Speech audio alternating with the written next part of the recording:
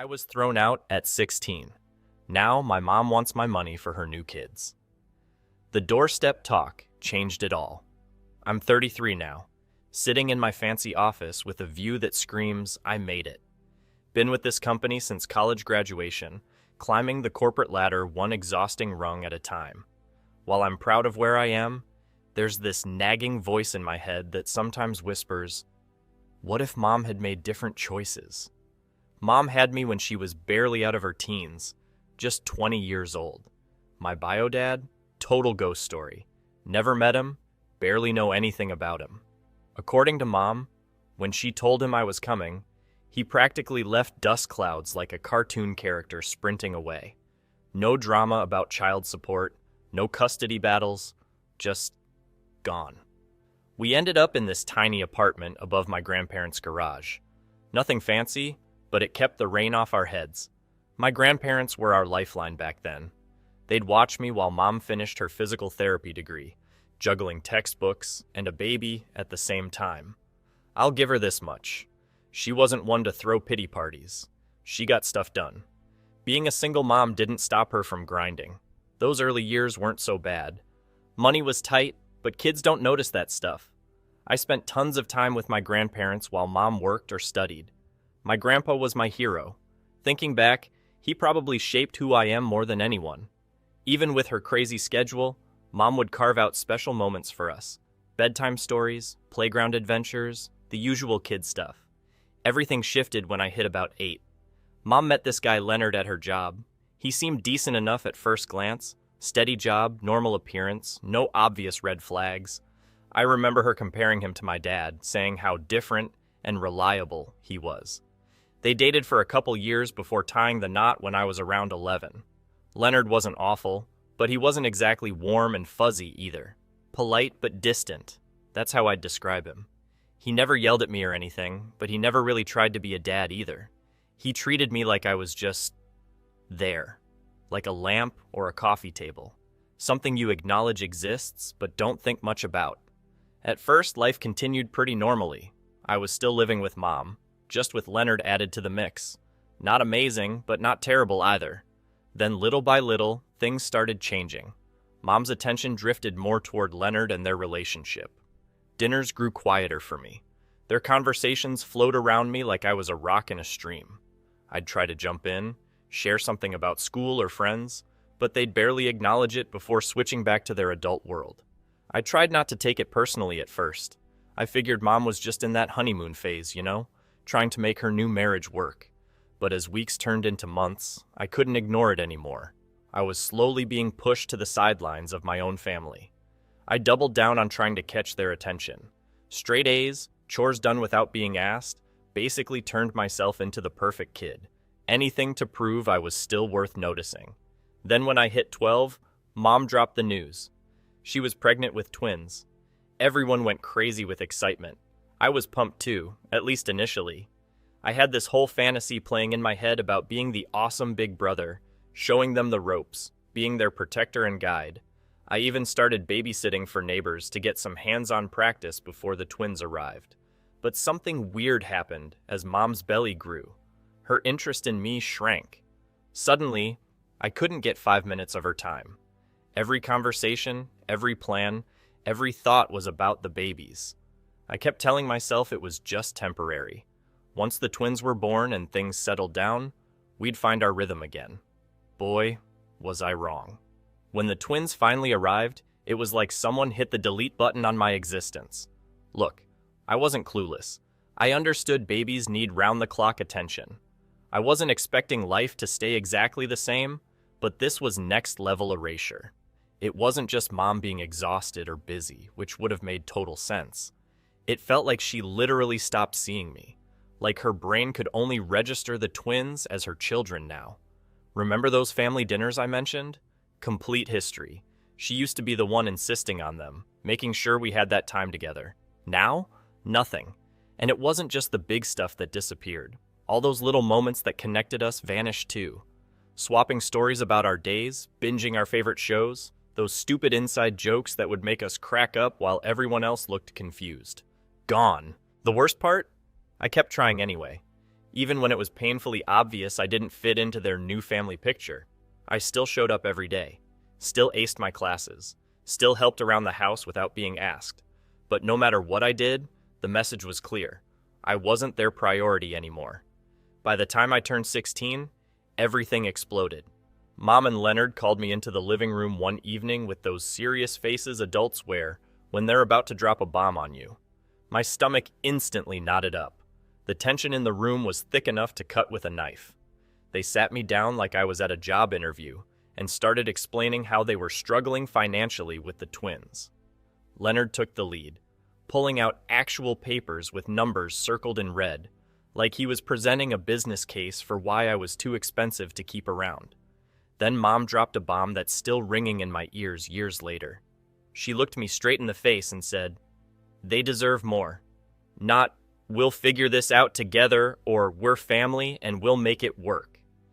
Just a cold statement that made it crystal clear where I ranked in her life now. I didn't even bother arguing. What was the point? I went to my room, threw my clothes and few personal belongings into a backpack, and walked straight out the door. Didn't cry, didn't slam doors, didn't even look back. My feet automatically took me to my grandparents' house. They welcomed me with open arms, no questions asked, but holy cow were they furious. Grandpa couldn't sit still. Kept pacing the living room floor muttering stuff like, how could she do this to her own child?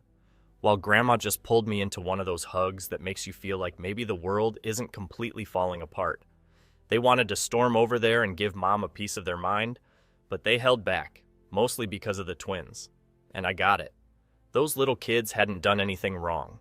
They didn't ask to be born or to become Mom's whole world at my expense. I couldn't be mad at two toddlers just existing, even if I was angry at the situation they represented. That day changed everything for me. It was the moment I realized Mom wasn't my safety net anymore. She'd cut the rope and walked away. At 16, when most kids are worrying about prom dates and driver's tests, I was suddenly facing adult problems with no instruction manual. It was terrifying, but I didn't have the luxury of falling apart. From that day forward, I knew I was on my own. Living with my grandparents was better than being homeless, but it came with its own challenges.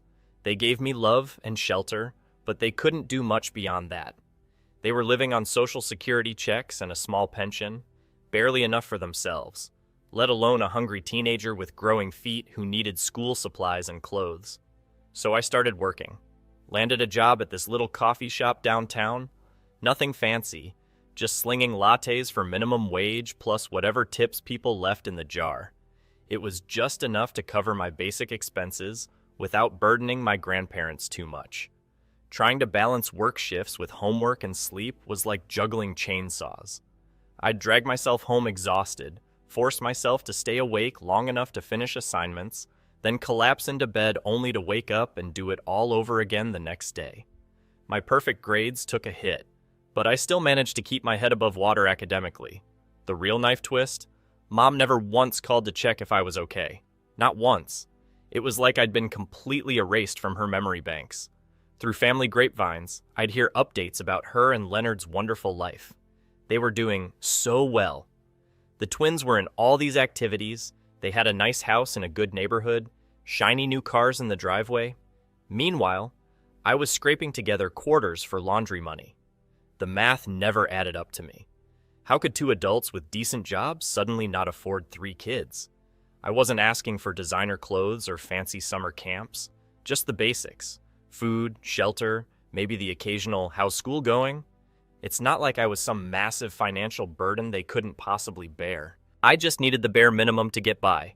Meanwhile, I was the one drowning, working crazy hours on weekends and school nights just to keep my head above water. Trying to balance homework, shifts at the coffee shop, and having even a tiny slice of normal teenage life was wearing me down to nothing. It's not like I was begging them for designer clothes or a car, just the basic parental stuff. A little support, a little care.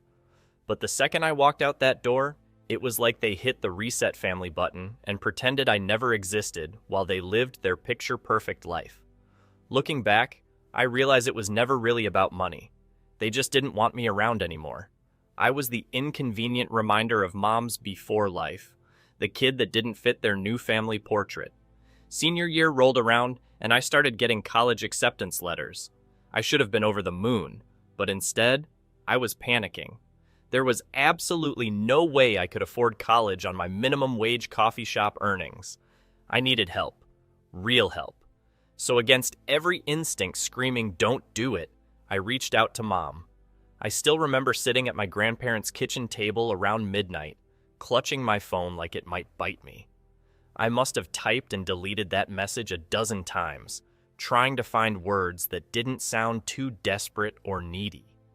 After an hour of agonizing, I finally hit send on, "Hey, I've been accepted to a few colleges. I was wondering if you could help with financial aid paperwork or maybe co-sign a student loan." The second that message whooshed away, my stomach clenched. Not because I thought asking was wrong. I had every right to ask my own mother for help. But because deep down, I already knew what she'd say. Still, there was this tiny, pathetic little flame of hope flickering inside me. Maybe she'd remember I was her firstborn. Maybe she'd feel a flicker of maternal responsibility. Her reply didn't come until morning. Just 7 cold words. "We're saving for the twins' future. Sorry." That was it. No, "Congratulations on getting accepted." No, "We're proud of you." Not even a "good luck figuring it out." Just a flat rejection that made it crystal clear where I ranked in her priorities. I shouldn't have been surprised, but somehow it still felt like being punched in the gut. I sat there staring at those words, trying to wrap my brain around how someone could so completely turn their back on their own kid. It wasn't even about the money anymore. It was about her complete lack of basic human concern. I put my phone down and tried to hold it together, but the tears came anyway. Hot, angry tears that I hated myself for crying. I wasn't mad at my half-siblings. None of this mess was their fault. But I couldn't stop this overwhelming feeling that I'd been thrown away like yesterday's trash. Like my entire existence was just an inconvenience. When my aunt heard what happened, she stepped up in a way that still chokes me up when I think about it. She looked me dead in the eye and said, "I'll co-sign your loans. You focus on making this work, okay?" Just like that. No hesitation. She didn't have to do that. She had her own kids and bills and life to worry about, but she saw something in me worth investing in. She told me, "I've always known you had it in you to go far." And honestly, that vote of confidence hit me harder than the actual loan offer. Right then and there, I made myself a promise. I wouldn't just work hard for my own sake. I'd bust my butt to prove her faith in me wasn't misplaced. My mom might have slammed the door in my face, but my aunt kicked it wide open, and I wasn't about to waste that opportunity. College was a nonstop hustle. I juggled campus jobs, weekend shifts, and any side gig I could find just to keep the lights on. I taught myself web design by watching free tutorials online and started building websites for local businesses. The work paid decent money, and I had mountains of bills waiting. Sleep became this rare luxury I couldn't often afford, but I was too focused to care. I had a clear goal in my sights, and nothing was going to knock me off course. Meanwhile, Mom maintained her perfect record of zero contact. Not a single "how's school going" text. Not one "are you eating enough" call. Nothing. Every so often, I'd make the mistake of checking her social media. There she'd be, posting picture-perfect moments of the twins at school plays, blowing out birthday candles, or all of them wearing matching Mickey ears at Disneyland. She looked so carefree and happy in those photos, like she'd never abandoned her firstborn child. Each post felt like someone twisting a knife in my chest, so eventually I hit block and never looked back. I couldn't keep torturing myself by peeking into a life I wasn't welcome in. When graduation day finally rolled around, I sent my aunt an invitation to the ceremony. She didn't just show up. She arrived early, claimed a front row seat, and cheered so loud when my name was called that people 3 rows up turned to look. My mom? I didn't even bother sending her an invite. If she couldn't care about my education when I needed her support, she didn't deserve to be there celebrating the finish line I crossed without her. My aunt earned every bit of that proud moment. Without her stepping up, I might not have made it across that stage at all. After the graduation high wore off, reality hit hard. I packed up my few belongings and moved to a small city for an entry-level job in my field. The starting salary wasn't anything to brag about, but it covered rent and let me start chipping away at those student loans. Those first few working years were a real grind.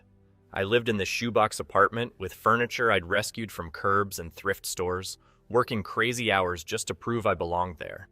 I poured every ounce of energy into that job, volunteering for projects nobody wanted, staying late to perfect presentations, soaking up knowledge like a sponge from anyone willing to teach me. Slowly but surely, all that extra effort started paying dividends. First came a small promotion, then another, and before I knew it, I was actually climbing the corporate ladder people talk about. By my late 20s, life had finally stabilized. I'd knocked out a significant chunk of my loans, upgraded to an apartment that didn't have mysterious stains on the carpet, and actually had a savings account with more than 3 digits in it. For the first time since I was 16, I could breathe a little easier. My relationship with Mom remained exactly what it had been, non-existent. I didn't reach out to her, and surprise, surprise, she didn't reach out to me either.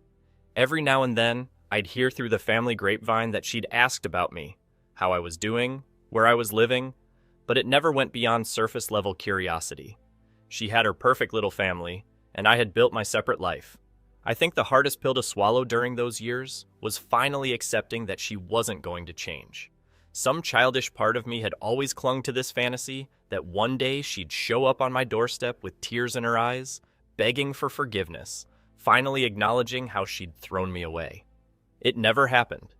Instead, I learned the painful adult lesson of letting go of expectations. I stopped waiting for an apology that would never come and focused on building my own life.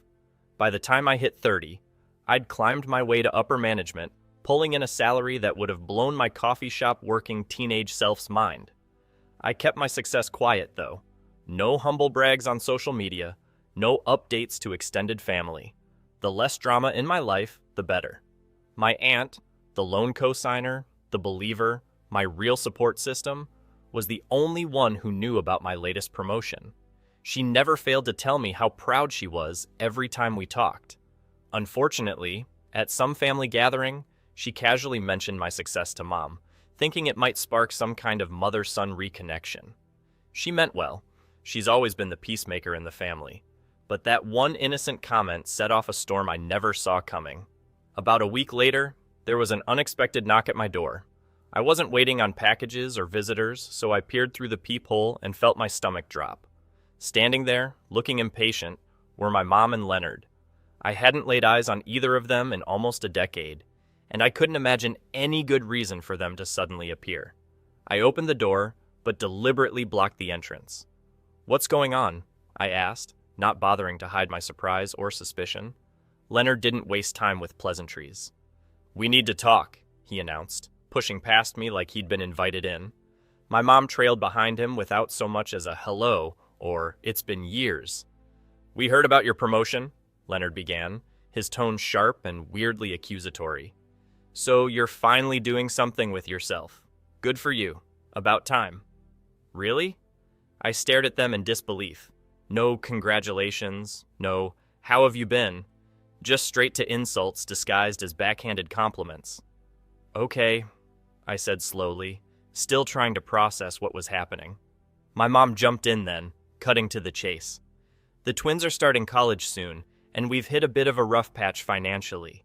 We figured since you're doing so well now, you could help out with their expenses." I stood there frozen, my brain struggling to catch up with the sheer audacity of what I was hearing. After years of radio silence, after throwing me away like yesterday's trash, after refusing to help with my education, they had the absolute nerve to show up at my door with their hands out. "Are you serious?" I finally managed to say. "Why wouldn't we be?" Leonard shot back defensively. "You're making good money now, aren't you?" "Don't act like you can't afford it," Leonard pressed, his voice getting louder. "You don't have kids, you don't have a family to support. You've got the money just sitting there." "It's not about whether I can afford it," I replied, feeling heat rising in my chest. "It's about the fact that you two have done absolutely nothing for me, and now you're standing in my living room asking for a handout like I somehow owe you something." My mom rolled her eyes dramatically. "Oh, here we go again," she sighed, throwing her hands up in frustration. "You're going to play the victim card. Poor you. We didn't coddle you enough. You've been nursing this grudge for years, and for what? Look at you. You turned out just fine." Yeah, because I worked my ass off, I snapped, my voice bouncing off the walls. With zero help from either of you. Do you have any idea how hard it was getting through college without parents to co-sign loans or provide any financial support? I made it happen, but not because of you. In spite of you. Leonard smirked, and I swear I could have punched him right there. Oh, come on. Stop acting like you had it so rough. You've got a good job now, don't you? A nice place to live. He gestured around my apartment. Maybe you should be thanking us. If we hadn't pushed you out, you wouldn't be where you are today. Thanking you? I practically choked on the word, my voice shaking with rage. You threw me out like garbage because I wasn't convenient anymore. You made it crystal clear I didn't matter to you, and now you're here expecting me to swoop in and save the day for the kids you actually cared about? Absolutely not. My mom's expression turned cold and hard. You're being selfish, she hissed. I raised you on my own, worked myself to the bone to keep you fed and clothed, to give you everything you needed, and now look at you. You've got everything you could want, and all we're asking for is a little help. They're your siblings. You owe them that much after everything I've done for you. It wasn't just her words that got to me. It was her tone. Like I should feel guilty for not immediately offering up my hard-earned money. Like I was somehow the villain in this story for not bailing them out. I don't owe them anything, I fired back. And I definitely don't owe either of you. You made your choices, and I made mine. You decided I wasn't worth your time or money when I needed you most, and now you expect me to put my life on hold for them? That's not happening. Leonard stepped closer, his face hardening into something ugly. You know what your problem is? You've always thought you were more important than you actually are. You think you're better than everyone else just because you made it on your own. But let me tell you something. You didn't mean anything to this family then, and you don't mean anything now. His words hit like a punch to the gut, but I refused to let him see it land. Then why are you here? I asked coldly. If I don't mean anything to your family, why are you standing in my living room begging for my money? My mom's face flushed with anger. Because we didn't want to come here. Do you think we enjoy asking you for help? She spat the words out like they tasted bad. But the twins deserve a future, and if you weren't so goddamn selfish, you'd see that. But no, you're too busy playing the wounded child to do anything for anyone but yourself. I laughed. Not a happy laugh, but the kind that comes when something is so absurd it crosses into painful comedy. You want to talk about being selfish? You threw your own kid out of the house to make room for your real family. You told me I wasn't worth the effort or expense. And now you have the nerve to stand here and lecture me about what the twins deserve? I shook my head. They deserve better parents, that's for sure. But that's not my problem to fix. Leonard jabbed a finger at me, his voice rising dangerously. You better watch your mouth. We're still your family whether you like it or not. And family helps family. No, I said, finding a calm, steady voice I didn't know I had. Family doesn't do what you did to me. Family doesn't throw their kid out like yesterday's trash and then come crawling back when they need money. You're not my family. You're just strangers who happen to share some DNA with me. Mom's face twisted into something ugly I barely recognized. Fine. Be a selfish little brat, but don't come crying to us when your life falls apart. You think you're so much better than us, but you're nothing. You'll always be nothing. That was the final straw. If you don't leave right now, I said, pulling out my phone, I'm calling the police. Leonard scoffed, puffing up his chest. Go ahead, call them. See how that looks. Throwing your own parents out of your house. You're not my parents? I replied, surprised by how calm I sounded. Not anymore. Mom grabbed Leonard's arm, muttering something I couldn't quite catch. As they turned to leave, she shot one last poisonous look over her shoulder. You're gonna regret this, she hissed. No, I said firmly, shutting the door behind them. I'm not. Standing there with my back against the closed door, I realized just how much I'd changed. That desperate kid who would have done anything for their approval, he was gone. I didn't owe them a damn thing, and I wasn't going to let them manipulate me into thinking otherwise. After they left, I stood motionless in my living room, phone still clutched in my hand, just breathing. The weird thing was, I wasn't upset. I wasn't even angry anymore. I was just tired. bone-deep exhausted. For years, I'd carried this tiny, secret hope buried deep in my heart that maybe someday they'd see me as their son, their family, as someone who mattered. But that hope was gone now. This confrontation had slammed the door shut on any lingering illusions I might have had about them. I thought that was the end of it. I'd made my position crystal clear and was ready to put the whole mess behind me. But people like them don't just accept no and move on with their lives. They weren't finished trying to force their way back into mine, and what came next was absolute madness. About 2 weeks later, I walked into work and immediately noticed people giving me strange looks. My team lead pulled me aside and asked if everything was okay at home. Confused, I asked what she meant. "Your mom showed up yesterday while you were out sick," she explained awkwardly. "She caused quite a scene." My stomach dropped. Apparently, Mom had marched into our office lobby, demanded to speak with me immediately, and when the receptionist told her I wasn't in that day, she flat out refused to leave. According to multiple witnesses, she started ranting about family obligations and sacrifices and how ungrateful I was. Security eventually had to physically escort her from the building. I apologized to everyone, completely mortified. I immediately went to HR and had them add both Mom and Leonard to the building's security blacklist. I was shaken to my core. I couldn't believe she'd sink that low. But the real nightmare was just beginning. About a week later, I pulled into my driveway after a long day at work and felt my blood freeze. There was Mom, pacing back and forth in front of my house like a caged animal. The second my car door opened, she charged toward me. "You can't keep ignoring me," she shouted, her voice echoing down the quiet suburban street. I took a deep breath and maintained my distance. "What are you doing here?" "We need to talk," she snapped, jabbing her finger at me like I was a disobedient child. "You think you can just walk away from your family? From your responsibilities?" "What responsibilities?" I fired back. "You are the parent, not me. The twins are your kids. You are supposed to figure this out, not me." That lit the fuse. She erupted, screaming about how selfish and ungrateful I was, how I owed her for everything she'd supposedly done for me. "I sacrificed so much for you," she shouted, spittle flying from her mouth. "And this is how you repay me? By turning your back on us when we need you?"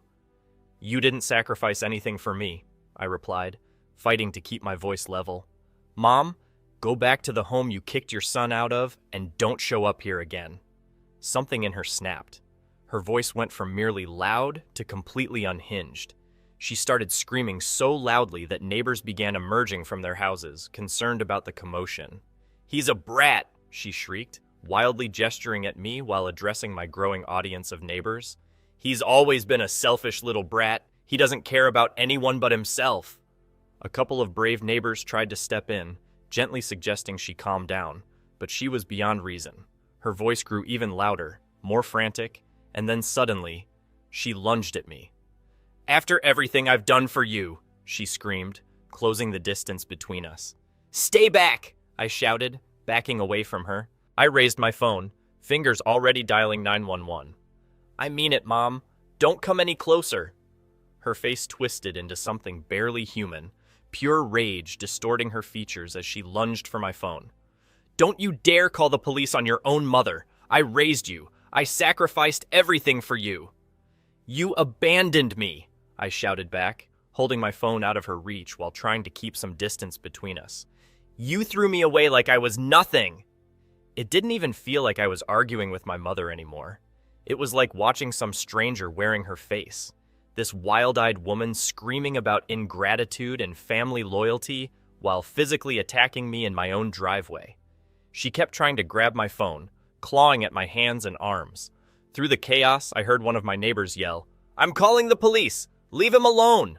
More neighbors were coming outside now, some standing cautiously on their porches, others edging closer to the scene, all watching in shock as this middle-aged woman physically went after her adult son. Finally, someone, I think it was the guy from 2 doors down, stepped in and physically pulled her away from me, just as sirens wailed in the distance. She struggled against his grip, still screaming incoherently, but the fight drained out of her as the flashing blue and red lights of a police cruiser lit up the street. I stood there shaking, adrenaline coursing through my body, suddenly seeing with perfect clarity how far she'd gone and how desperately I needed to keep her out of my life for good. First thing the next morning, I went straight to the police station and filed a formal report. I laid out everything: the ambush at my workplace, her showing up uninvited at my home, the full-blown meltdown in front of my entire neighborhood. The officer taking my statement was understanding and walked me through the process of getting a restraining order. When I told my grandparents what had happened, they were beyond furious. "She's completely lost her mind," Grandpa said, shaking his head in disbelief. "I don't know what's wrong with her, but you don't deserve any of this." "We should have done more for you back then," Grandma added, her voice heavy with guilt.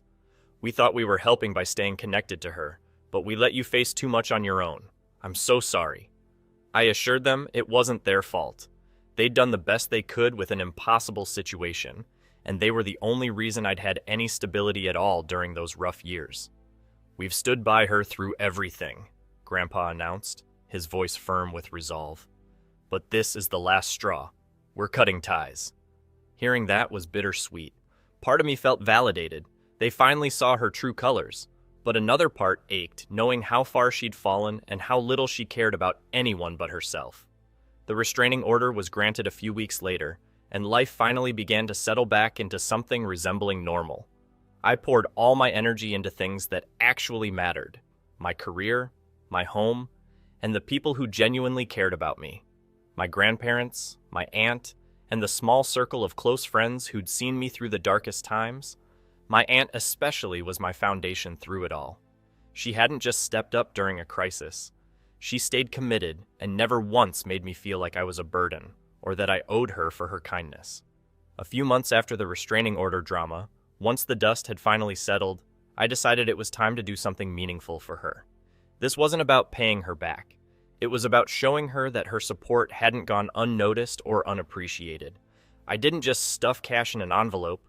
I researched and planned carefully, making sure I could cover an all-expenses-paid weekend getaway for her and her family to this beach resort she'd mentioned dreaming about for years.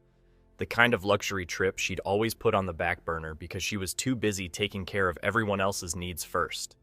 When I handed her the envelope over coffee one afternoon, she looked puzzled at first. Then she opened it, saw what was inside, and literally gasped out loud. "What is this?" she asked, her voice trembling slightly. "It's for you," I said simply. "You've always been there for me when you didn't have to be. You deserve something special, something just for you." Her eyes immediately welled up, and she shook her head in that way people do when they're overwhelmed. "You didn't have to do this. I didn't help you because I wanted anything in return." "I know," I replied, my own voice getting thick with emotion. "That's exactly why you deserve it even more." She pulled me into this fierce hug, and in that moment, I felt the kind of genuine love and support I'd spent my entire life chasing. She didn't just see me. She valued me for exactly who I was. Meanwhile, through the family grapevine, I'd catch occasional updates about Mom and Leonard. Their financial situation was apparently spiraling, and the twins were struggling to stay in college. The weird thing was, I didn't feel guilty. I didn't feel much of anything toward them anymore. They had made their choices, just as I had made mine. For years, I'd carried this heavy burden, constantly seeking their approval, hoping they'd finally see me as someone who mattered in their lives. But now I understood the truth. They never would, and that was actually okay. I didn't need their validation to know my own worth. I had built a circle of people who saw me clearly and valued me genuinely. I've created a life I'm genuinely proud of, surrounded by people who actually care about me. Most importantly, I've learned that real family isn't defined by DNA. It's defined by who shows up, who stands beside you through both celebrations and struggles, who loves you for who you truly are rather than what they can extract from you. As for Mom, I genuinely hope she eventually finds whatever it is she's searching for, but I'm done being her solution. I'm done being the sacrifice she's willing to make. My life belongs to me now, and I'm focused on the road ahead, not the rearview mirror. If anything new develops, I'll post another update for you all. Just when I thought I was finally free from all the drama with my mom and Leonard, the restraining order, that ambush at my house, her complete meltdown, life threw me another curveball. I figured that chapter was closed for good. I'd moved on. Then out of nowhere, one of the twins contacted me. My phone buzzed with a text from a number I didn't recognize. "Hey, it's Max. Can we talk? I'd like to get to know you. You're my brother and I don't know you at all." I just sat there staring at those words.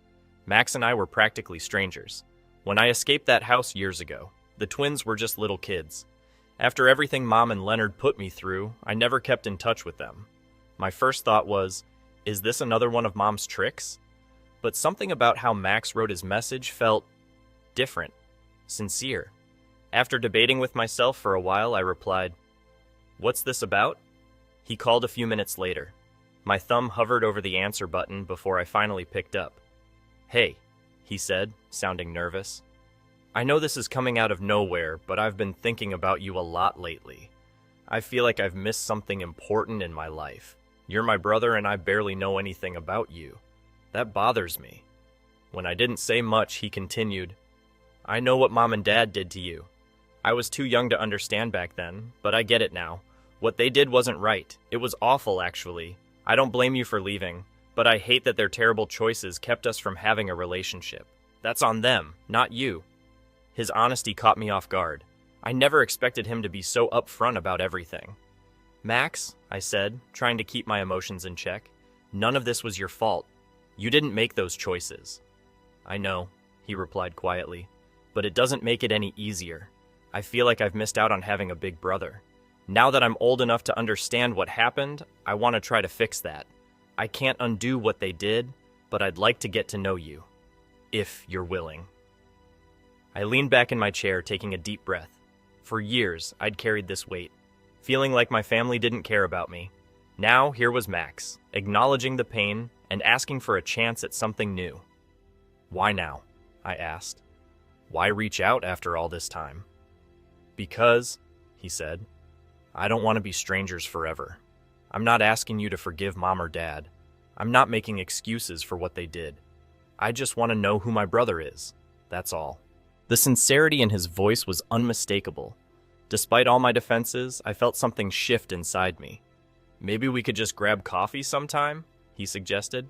"No pressure, no big family reunion, just two people talking." It was such a simple request, but it represented something I never thought I'd have. A chance to reconnect with the family I thought I'd lost forever, but on my terms this time. I stared at my phone, my heart pounding. "I've been trying to move on from all this for years," I admitted. "It's not easy to reopen that door." "I get that," Max replied, his voice softer than before. "And I'm not asking for anything major.